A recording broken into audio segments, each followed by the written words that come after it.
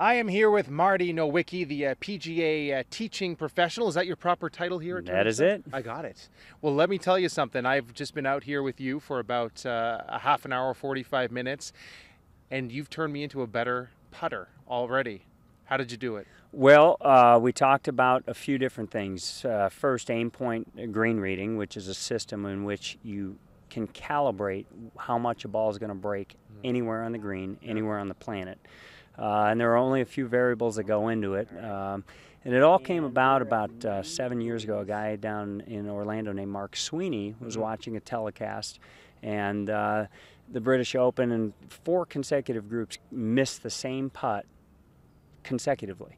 And the commentator on TV said, well, green reading is God-given, in which case he thought to himself, you know, we can send someone to the moon and back, but we can't read a green. So what he did is he just started crunching numbers. What goes into a ball breaking? And that's what the course, the green reading course, teaches. Why does a ball break? How much will it break? So we can actually quantify every putt on the green. And it sounds like you need to be a crazy mathematician to figure this thing out, but you took me through some easy steps here. Just take us back. So the first thing you did was what? Well, we identified a few of those variables, slope being one of them, and then we talked a few other variables as far as the speed of the green, how far is the putt, because the farther the putt, the more the ball's going to break. Right. And the course really drills in how to identify the 4 variables. Once you've identified them, there's a simple flip chart that's legal under the rules of golf. Cannot find it anywhere unless you come to a clinic. Unless you know the right guy. Yeah.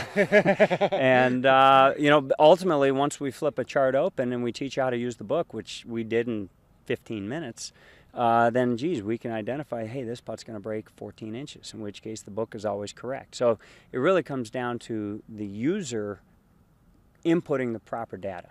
And that's what the course teaches. It's a 2.5-hour course. We have it 3 weeks a year here at Turning Stone, or three weeks a month at Turning Stone. Yeah.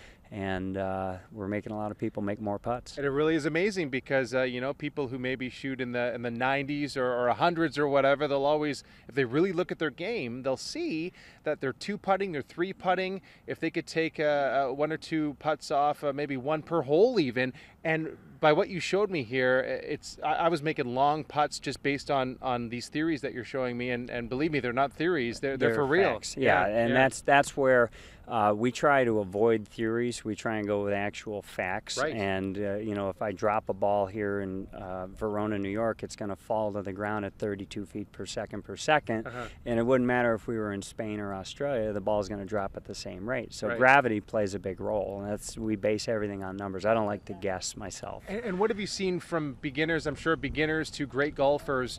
How do these techniques work with all of those different people? Well, we don't touch much on it in the course, but we talk about optimum speed. So a player, you know, we will help them develop how to control the distance the ball is going to roll, whether it's 5 feet or 20 feet or 30 feet or 60 feet.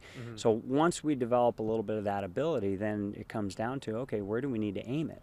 And the variables that we talked about really make it simple enough to know exactly how much we need to aim the ball. Well, we'll end in a glorious way here. Let's show Nico's putt that he made right here. Can you think back at that one? That was, we were all just a few short instructions, and do you remember that one and how he was able to make it go? Well, I did. We walked right through the couple variables. We had him walk to the middle of the putt so we could identify the slope and the direction or the angle that he was to the slope, and then we flipped the book open and we told him how much to play it. And pretty much the same with mine here. Mine was this was on my 3rd try, no joke. Yeah. And we had it. I think we figured out it should be 4 inches from the hole using that chart, which is called the aim chart. The aim chart. Yep. And yeah, he had me figuring this all out and actually making this long putt. So that was the highlight of my day right there. It's some cool stuff. People are making more and more putts, and you're seeing a growing number of tour players. Patty Harrington, Stacey Lewis, a lot of tour players are implementing the system. All right. So. Well, thank you for helping me with it. And awesome. Hey, he's the guy, Marty. Come see him here. And a ball on that side of the straight putt is going to break which way? Right to left. It has to. Yeah.